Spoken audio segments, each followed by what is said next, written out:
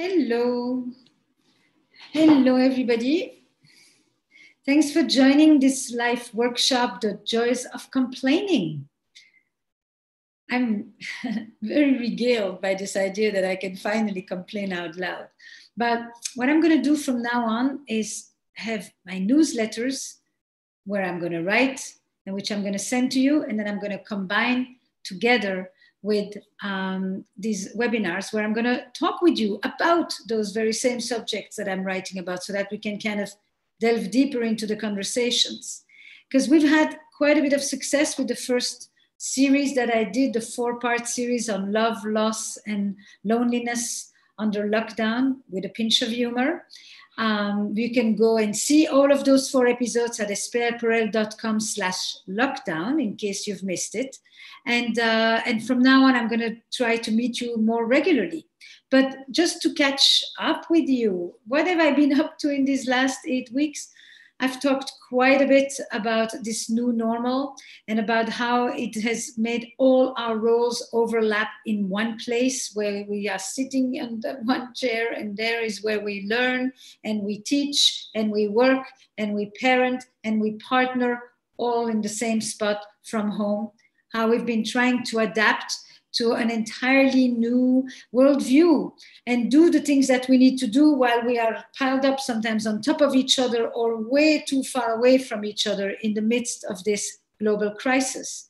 Life under lockdown has presented us with all kinds of new relationship challenges and also exacerbating existing ones. It's creating quite a bit of tension.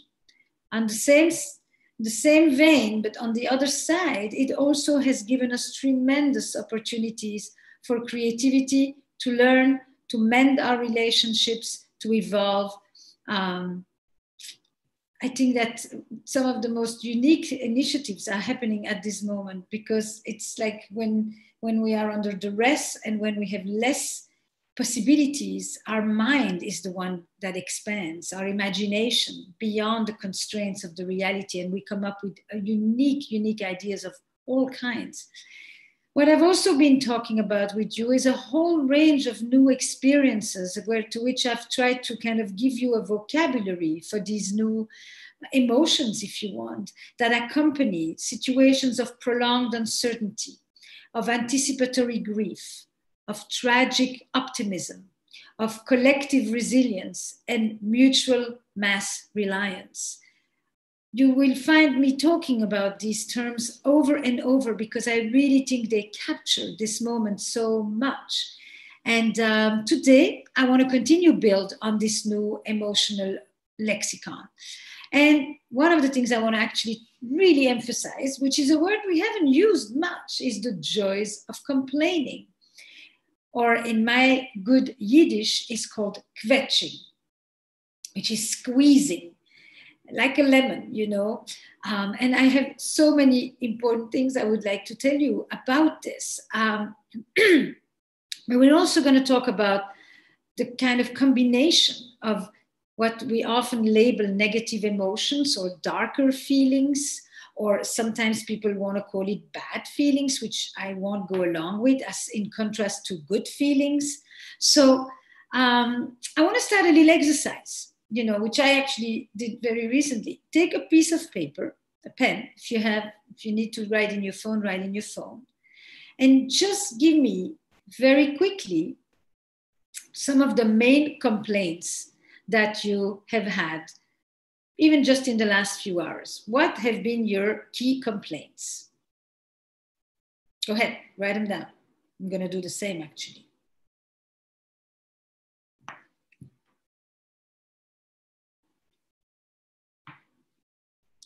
Just very quick.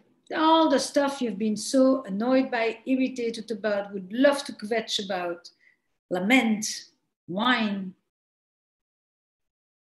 Okay, if you can, write me down a few of them, just so I have a sense what's coming up for you.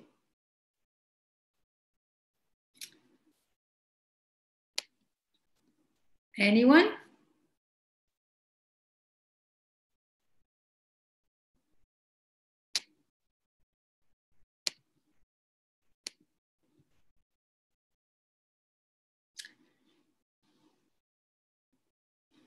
take a look at your list.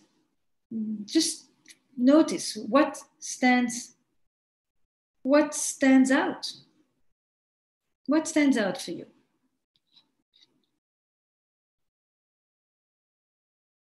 You know, is it difficult to come up with things to complain about? Do you feel like you don't have a right to complain? You shouldn't complain? Uncertainty, betrayal from the husband. I'm tired, I'm bored, I'm frustrated from the homeschooling. I'm frustrated about being separated from loved ones. Good. And I am feeling what when I'm complaining about these things? I'm feeling irritated, sad, angry, petty, argumentative, annoyed. Give me the long list. These are what basically we will often consider negative emotions, by the way. You know, is there anything that surprises you about what you are writing? Does it feel okay? You know, overwhelmed, okay, hugging people, mask shaming, my kids are fighting, I'm frustrated with not enough time for my kid, I'm frustrated for the dishes that are left in the sink, I'm frustrated because I would love to be able to travel again. You know, the poor communication that I'm complaining about. Keep going. I love it. It's tired about not knowing what comes next. It's cold. I can't get out. There's no respect in the home. Difficult conversations. Can't celebrate with loved ones. Okay, this is reality, my friends. You know, there's other aspects to our reality, but this is reality too. And I want to make room for this, because at this moment, if you are having these feelings, it means that you're grounded in reality. It means that you are having the full breadth of the human experience. You know, it means that you are aware of what is going on. If you were just talking about all what is so great and positive in your life, I would really begin to think that you are out of touch, you know. And I think that one of the reasons I wanted to write about the joys of complaining is because I myself was getting kind of fed up with this, what Susan David has called the tyranny of positivity. You know, like I should look at the bright side. There are opportunities for growth here. You know, there's a silver lining. I'm like, really? Yeah, I know all of that. But I also think that everything that you've been complaining about right here is also very real and needs a place. This notion that you have to always kind of look on the bright side is rather weighty after a while, you know? And if we don't give, by the way, those feelings a release, the hurt will get bigger. We will not just be irritable, but we may either become explosive or passive aggressive. Or if we deny ourselves and others the complexity of our experience because we don't want to be hurt, you know.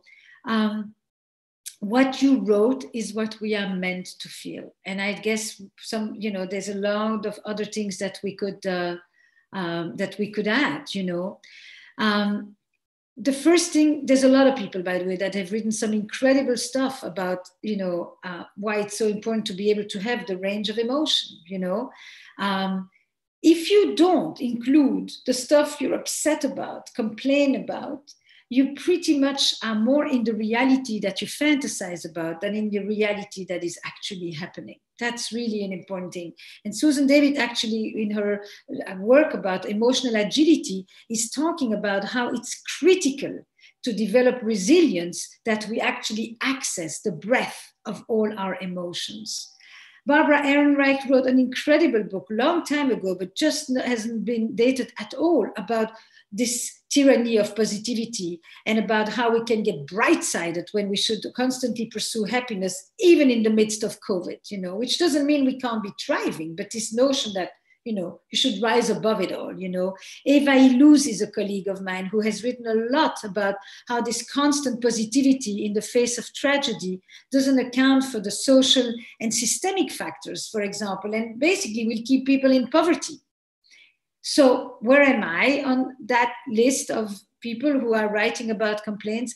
I'll tell you something. When I grew up in Belgium, and we saw happy people, we were suspicious of them. We thought it was fishy. What must you have done in order to be happy? Or you must be an imbecile. You mustn't know really what's going on, because if you do, you can't just be happy, you know, jolly. We had really a kind of a negative, critical, suspicious view of happy people, you know. I think I've evolved from that. But some of this has actually stayed with me, you know. I do have a sense that you wouldn't know peace if you didn't know storm. And you don't know, you know, and you need to know restlessness in order to know quiet. And it's this kind of back and forth. You need to know dark in order to see light, you know. I don't think you can live just on one side of life, you know. So I'm here to officially give you today the permission to complain. And right now, it is really important not to underestimate the power of this ancient art of kvetching.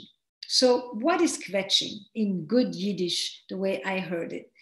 And I read an incredible little description that I just want to bring to you by Corinne Engber that she wrote in Jewish Boston. An expert kvetch is insightful.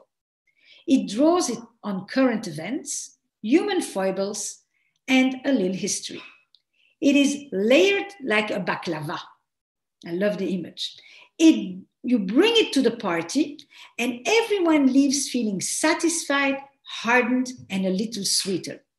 In other words, kvetching is a catharsis in a world full of uncertainty when bad things happen. Kvetching keeps you from stewing. It keeps you from becoming bitter like a forgotten lemon. And when you kvetch together, and that's the clencher of this whole thing, you actually grow closer. You pass through history and culture and heritage in effect when you kvetch, when you commiserate, when you lament, when you whine together. The point of it is together, you actually form social bonds. And I thought that was so powerful. Of course, you don't want a kvetch pool where people are just doing only that and it just becomes dead weight that you carry on you either. But in and of itself, this is a great description for what people come to do together when they have to talk about stuff they can't really control. It's a mainstay of any culture, by the way, complaining and kvetching. Whining, fretting, nagging, fussing. I'm sure that there's many other words in English that I haven't even learned yet, you know. So when your partner says, I'm bored, or what you had here, when you say I'm bored, or I want to go to a restaurant, I can't eat one more time my own food, or I'm tired of walking around with disinfectant, or stop telling me to exercise, or stop watching what I eat. I mean, the stuff that people are just like, you know, constantly at each other with, you know, or, you know, somebody says to the other, what do you have to complain about? You have it good here, you know, look at other people's situation, and you get into this competition, you know, competing, comparing, contrasting with what other people have, and therefore what right do you have to not feel good about certain things? You know, I am answering, you're allowed to complain. It feels good sometimes, and we can't be grateful all the time, you know.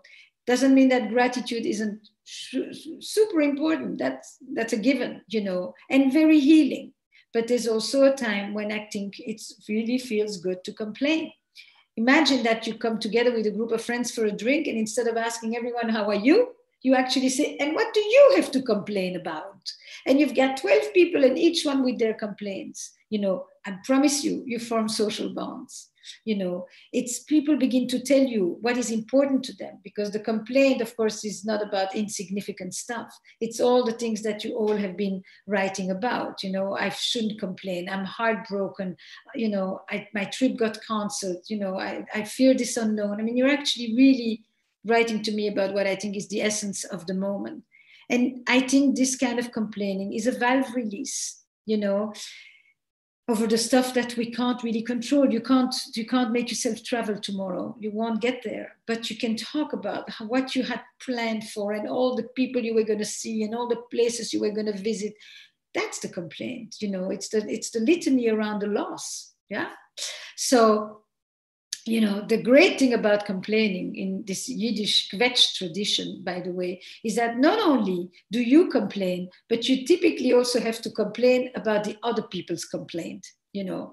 And I think that you have some friends you want to complain to, and some friends you probably want to complain about, or family members, you know. And the art is to just know who you should say what to here, you know. So what is more challenging is if you say, I don't have a right to complain. Here, I feel like I shouldn't complain.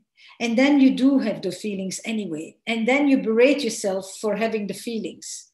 And then you feel bad for feeling bad that you can't feel bad about feeling bad. You get that dance, and that really becomes a trap.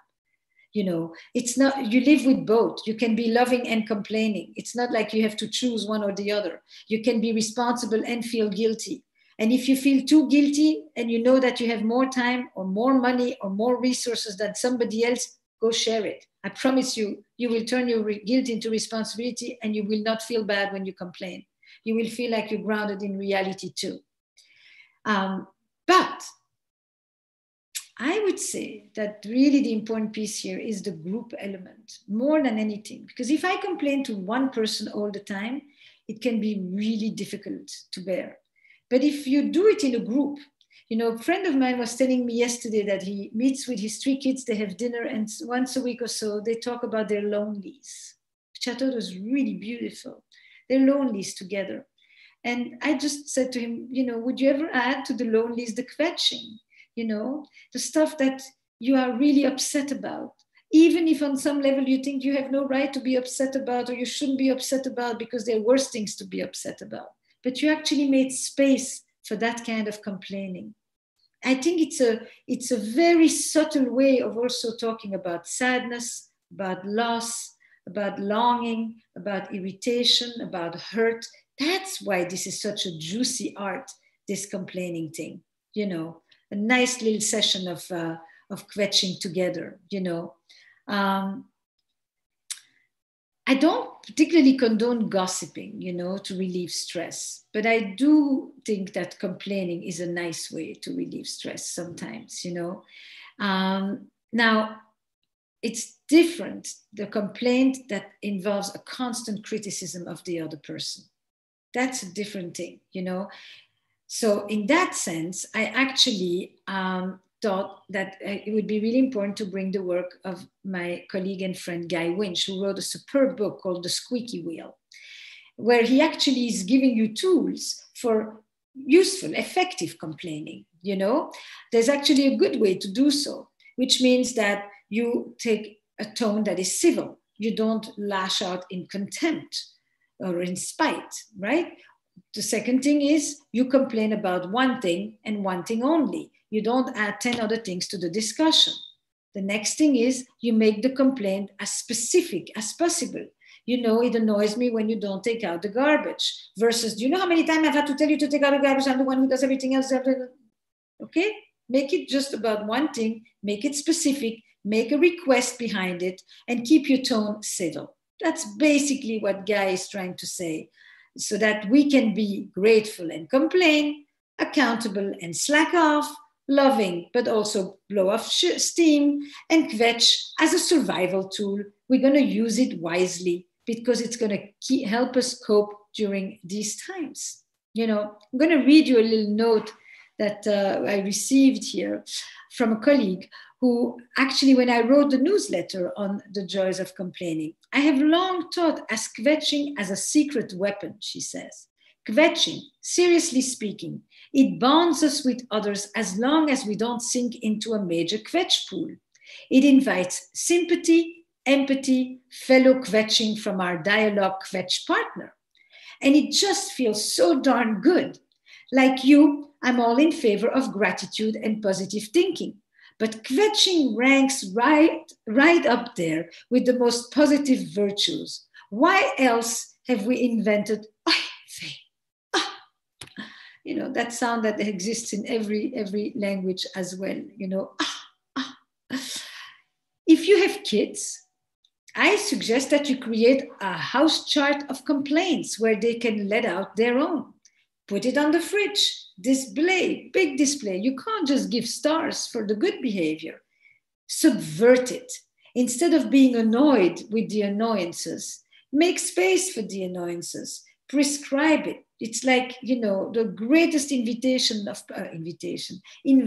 of Pasteur was the vaccine, which we are so much talking about. And the vaccine was the idea that in order to fight something, you sometimes have to inject the system with the very thing that you try to fight it. If you don't want so much complaints in your home, in your life at this moment, make space for it, designated space for it, with clear rules, rituals, and humor that accompanies it. And then you will actually not be fighting the complaints because they will become part of the culture of the moment. So, my partner is egocentric in his own anxieties, not seeing how much I do for him anymore, not doing the same in return.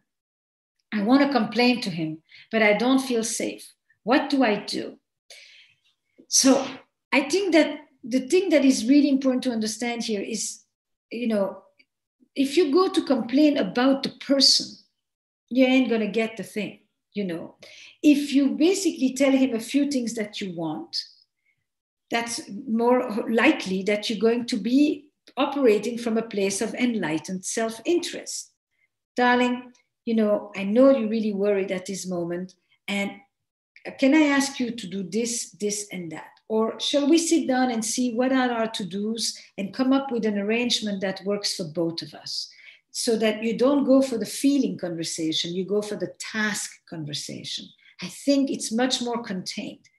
Then, by the way, you can complain to many other people and go to do to him the task conversation. It's not like you shouldn't complain. Just think, where am I going to get the most for my complaint? Who's going to be sympathetic to me? Who is going to be empathic with me? And it probably ain't going to be him in this moment. I don't know when you say, I don't feel safe, what it means. Do you fear retaliation? Do you feel that he's just going to negate it? Do you feel that he's going to just say that you have it better and easier than him because you still have a job and he doesn't, or whatever the reasons, or because you have a better childhood than him? Basically, you have a sense that it's not worth it, that it's not a wise thing to do. So then don't, and then, make sure that you have other people with whom you can do the feeling talk while you do the task talk with him. I think that's probably the most efficient way to organize this in this moment. On occasion, you can ask him, when you look at us, what stands out for you at this moment? When you think about how we're living together, how are you seeing how we're doing? What stands out for you? What do you think we could do better? What do you think we could change? And engage in that kind of conversation rather than, I do all the work, you haven't done any of this, I've done all the shopping, I've done all the, it's generally about the list of things. Or I'm always asking you, how are you? And you don't spend much time asking me how I am. How about, what would feel really nice if we asked each other every day and you turn it into a little exercise. Both of us, let's each day check in with each other and listen to each other for about 3 to 4 minutes without interruption. Just sit, checking face to face on the couch at the end of the day or things like that. Turn it into a mutual thing to do rather than a complaining about what he is not doing. What is the difference between complaining directed to ourselves and those about others? You have to explain this question a little bit to me. What is the difference between complaining directed to ourselves and those about others? Meaning complaints that are about you, where you complain about, where you are critical, self-critical. I'm going to wait to hear if there's a clarification that comes. For me, complaining about oneself means the voice of criticism, right? But let me go to the next one then. Is there a correct way to complain? Listen, I think that some of the best jokes at this moment, if you look at good black humor, dark humor about COVID-19, is really an art of complaining. To me, it is one of the best forms of complaint because you are actually cracking up, and a good dose of humor in it, because the humor is the best way to deal with the stuff that you can't really control. I think that's the why this is so important. And it allows you to have a feeling like you're taking charge over things in which you are not in charge of. What is another correct way to complain is that you basically stick to the thing that you want differently and you don't start to do a character assassination about the other person. You're a total slob, you're a liar, you're dishonest, you're unreliable. It's the you are. Nobody reacts well to this. Nobody that tells you you are.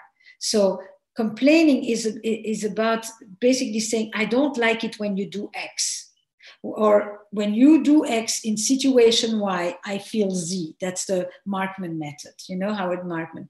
Basically, when you leave everything in the sink, when you make me repeat myself 10 times about something that you said you were going to do today, and you don't do it, then I feel like, I feel invisible, I feel neglected, I feel ignored, I feel lousy, I feel like you don't care about me. That I feel, X, Y, Z is a better way to complain. And then exactly what Guy was saying, Guy Winch, in Squeaky Wheel, keep your tone civil. Don't start lashing out. That's not complaining. Keep it to one specific thing. This is the thing that I'm complaining about right now. That doesn't mean you don't have a long list. It's probably better not to bring in history. The longer people are together, the more they have a long list. And that reminds me of 3 years ago when, and make a request behind it. This is what I want from you. It doesn't guarantee it, but that you're going to get the specific thing, but it actually does guarantee that you're not going to escalate and slide down into a complete cesspool. And then, are all complaints rooted from fear? No. Some complaints are rooted from a feeling that things are imbalanced. Some are rooted in complete discrimination, in racism, in inequality, in neglect, in power dynamics, in lack of fairness, in lack of trust, in what somebody wrote before, in betrayal. No. There's basically every experience lends itself with a certain element of complaint. In Belgium, by the way, it rains all the time. This is a classic one. We would complain about how it rains all the time. Then when it would get hot, we would complain about how it is hot all the time. And it's too hot and it hasn't rained and we could use some good rain. This is also complaining. It's actually light, but it tells you something about the human psyche, How can we learn to better use our complaints as an opportunity to learn more about us and what we long for? I'm often finding that the things that bother me and I complain about are the things that I like to see more in my absolutely.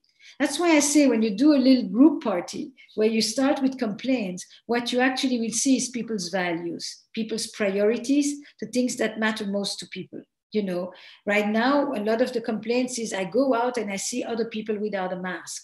Now, it's not just that they don't have a mask, it's that it feels to me like they're not thinking about how interrelated we are, and that if they come close to me, even if they have been asymptomatic, I could be deadly sick.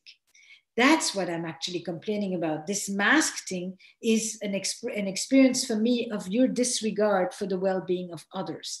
And therefore, what matters to me is the sense of responsibility for the well-being of others. That's what's the complaint.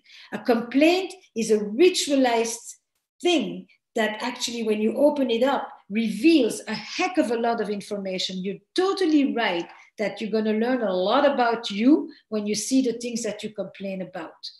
And are you complaining about this and it makes you feel lonely or neglected or invisible or not cared for or ignored? Then you know what matters to you. It's not that I care that you do the dishes. It's that when you do the dishes, and I didn't even have to ask for it, I know you're thinking about me. So what I care about is the feeling that you care about me. And you may then learn that it's not going to come through the dishes, but you will learn that what you know is you want to develop some ways in the relationship where you feel that your partner thinks about you, your partner, your friends, your roommate, your family members. This is for everybody. We're trying for a second child in the midst of the crisis, fearing the future. I feel bad complaining. No! No, you have everything. You have the right to the whole smorgasbord of feelings. You have a partner with whom you want to have a child. That's a great thing. You want to have a child. That's a great thing. You're wondering what is the freaking world you're going to bring a child into. You're damn right. And you feel bad about the fact that you even have a partner that you can make a child with, and, or that you shouldn't. No, but you want to do it in a way that is bonding, basically, is really what I'm saying. That's insightful, that is bonding, that doesn't just become bitterness on you. That's the main thing. But of course you can complain. I don't know what you feel bad complaining about. So if you hear me, I'd love for you to tell me, because I think that would be a great one to develop further. How can we better use our complaints as an opportunity to learn more about us and what we long for? I think I've just spoken about that.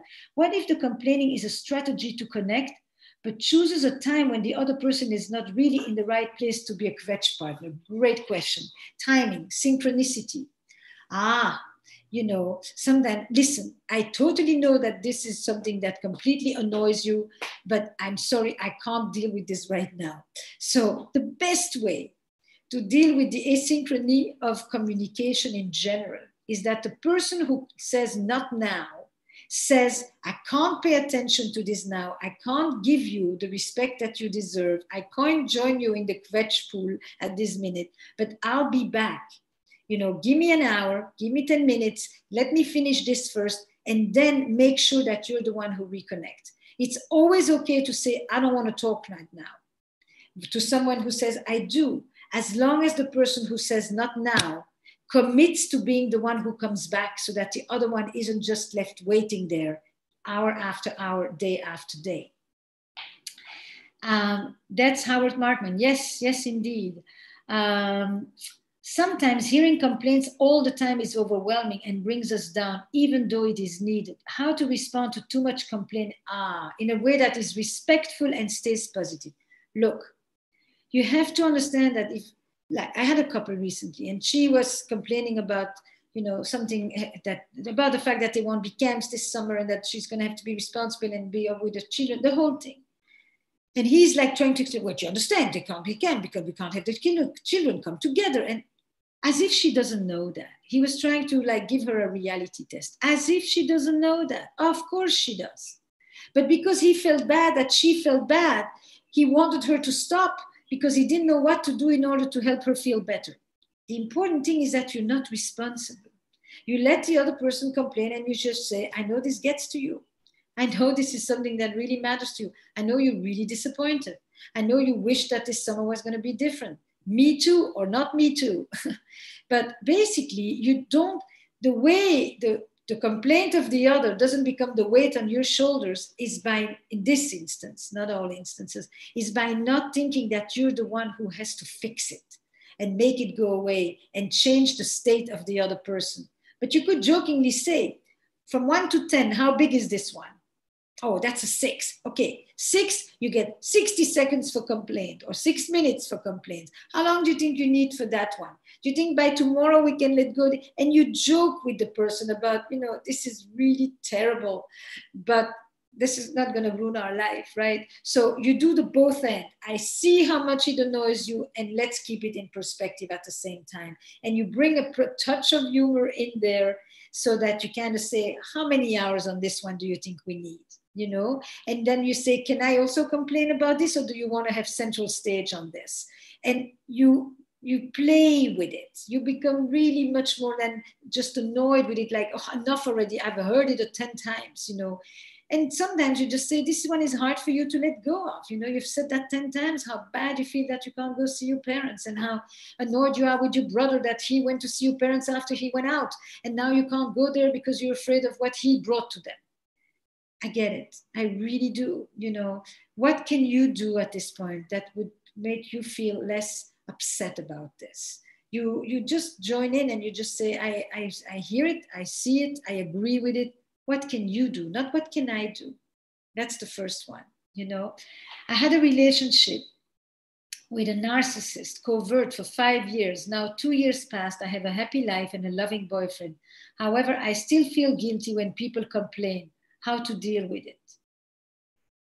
You feel guilty when the other person complains because you feel responsible, or because you personalize it, or because you think you must have done something, or because you always hear that when they say, I'm hungry, it's as if they're saying, you didn't cook for me. Or when they say, I'm cold, it's as if they say, why don't you close the window? Or if, it's kind of, if I feel something, you must have done something. That's how I understand feeling guilty about, other people's complaint. You talk to yourself, or you talk to them. Are you upset at me? I learned to really take it very personal. I know that's not your kind, but I have it still inside of me. I need your reassurance for a moment. Are you telling me it's me, or are you just venting? You're venting. Okay, no problem. It's really that. You do a reality check out loud with your partner who you say is such a kind person. What does it mean for a relationship when the complaints are always the same? Oh, everybody has its favorite topics, I complain a lot about my partner, but I don't assume my partner feels guilt. But I don't assume my part of guilt when I'm wrong. How can I fix this? I feel like I'm losing. That's a great one. That's a great one. So when another person complains, and you know it's you, but you can't say I'm sorry because it feels as if you're saying I'm bad. It's as if to apologize for something is to say that you are wrong, or that there's something that you should be sorry about in who you are, and that it feels humiliating, and that it feels like losing face. And some people live with that kind of pride. It's like, I can only be perfect, because if I have something that is not perfect about me, it makes my whole being bad. And this is work you're going to need to learn to do with yourself, because you don't just have this with your partner, for sure. You probably have it more with your partner. But, this notion of to be able to say, I'm sorry, without it bringing up such shame, without feeling like you're kind of spreading yourself flat on the ground with somebody else stepping on top of you. You basically learn to admit, and you just, I am imperfect, and I still have a right to live, and I still have a right to be in a relationship and to be loved. And sometimes I fuck up big time. And the day you can just simply say, or not so simply, but you learn to say, I fucked up, I get it. Do you still love me? Because you must have had such conditional love that on some level, if you say I did something hurtful, I don't deserve to be loved anymore. You see, therefore, I can't admit that I did something hurtful, because the love will be taken away from me, because I'm not lovable, because there's something wrong with me. And it becomes this kind of totalizing about you as a person, rather than the freaking small thing that just happened, or not so small thing, but it's about something. And I can tell you, to a partner of someone who can never apologize, or finds it so difficult, it's very, very challenging.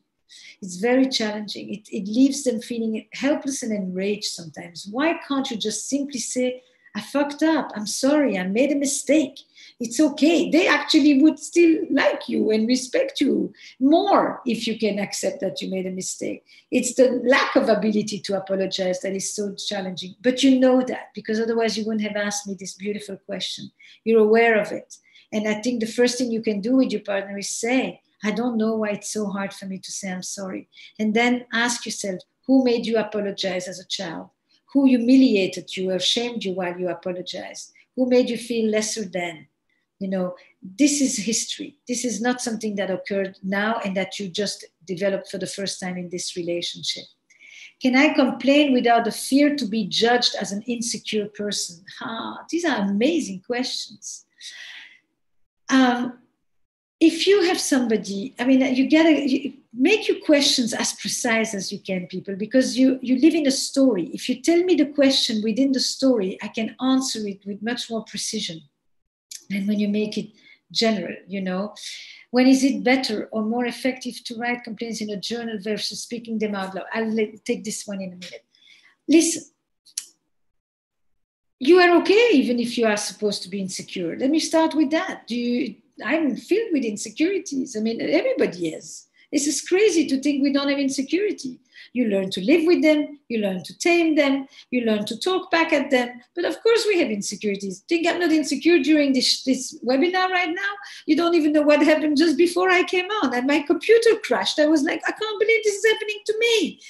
The whole thing. No, and then I had to just be here and talk with you and talk about this thing of the art of juicy complaining, kvetching, and thinking, do they get it? Is it interesting? Are they still with me? Are they listening? Do they follow? Have I bored them? I could totally fall into a complete insecurity, trap at this moment. We have them, So if somebody is trying to tell you you're only complaining because you're insecure, the first answer is to say, yes, I'm human. I have insecurities. It's different to say I have insecurities than I am insecure. And this idea that we take labels and then we put them on the person and we make the whole being about that, that's what is actually problematic. Then you ask, is it challenging for you to tolerate my insecurities? I'm learning to live with them. How about you? I'm learning to live with yours too. That's the conversation, rather than, this idea that if I say I don't like this, you're going to think I'm difficult, I'm demanding, I'm a nag, I'm not confident. The problem is sometimes that there is too much of that for you, but it also is often that you have a partner who doesn't know how to live with that, and put the responsibility a little bit on the other side. What's so challenging for you about that? That's a confident question, by the way. Should you talk about your complaints to the person, or should you keep him in the diary? I think that's a great thing, versus speaking them out to a loved one. I think that the diary is super useful, because there's ways that we want to write sometimes, and you write by hand and you say all the things that you would like to say, but that you're not going to say because it's not a useful way to say it. But does it feel so good to vent? Get it out. That's why we have those diaries, amongst the many reasons. Then it's talk to some of your complaint buddies, the ones that really understand why. Now, don't get stuck in it, because then it's bitterness. It's not the juices of kvetching. But sometimes, what's the point? What's the point of telling this person? They're not going to get it. It's going to hurt them. They're going to be defensive about it. I've tried. It's a soft spot for them. They really feel very vulnerable about that thing. Or it is a place of deep insecurity for them. Why shall I tell you that? What's to gain?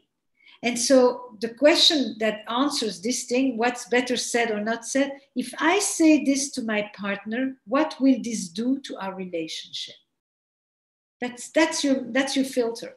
If it's going to do nothing to my relationship, then why bother? If it's going to put my relationship at an impasse for the night, or we're not going to talk because he's going to feel so bad or she's going to feel so bad, what's the point? If you think that's something we've never addressed, it would be interesting, I'm curious, then you bring it up. What will this do to us? What will it do to our relationship if I say this to my partner right now? That's really one of the very, very useful filters. Us will tell me what he or needs or she needs. How can I safely complain at work when the relationships have also power plays and consequences? Fantastic questions, fantastic questions. You have to be strategic. You have to be very political. There's no doubt about that. And political is not a negative word here. If I bring this up, what are the consequences? Will this help me or help my team?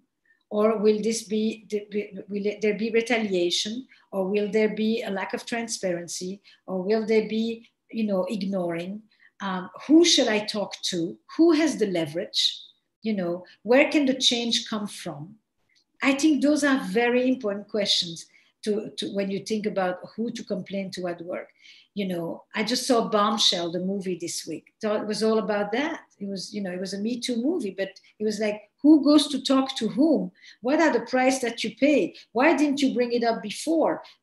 How do I know that you're not bringing it up because you have a vested interest and a power maneuver behind it? In a system that is not trusting, complaining, is often quite close to backstabbing. In a system where people trust each other, complaining is often a way to go and say to someone, I think we can do things better. I don't think we're making good use of our time. I don't think this meeting has any purpose to it. I don't think this person is pulling their weight. And you know that you can speak like that without, people using it against you. That's the issue of safety in work, right? In a relationship in general, but then work is a system of relationships.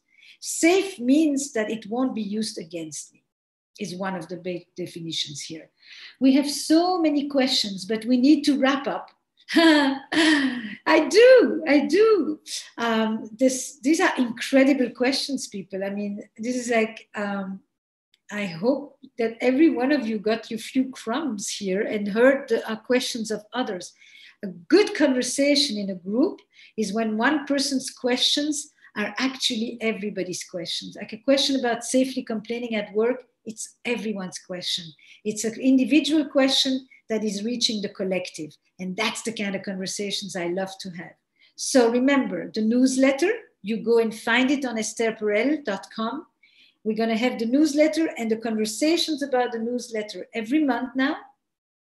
And we're going to stay closely connected at a time when we need it most.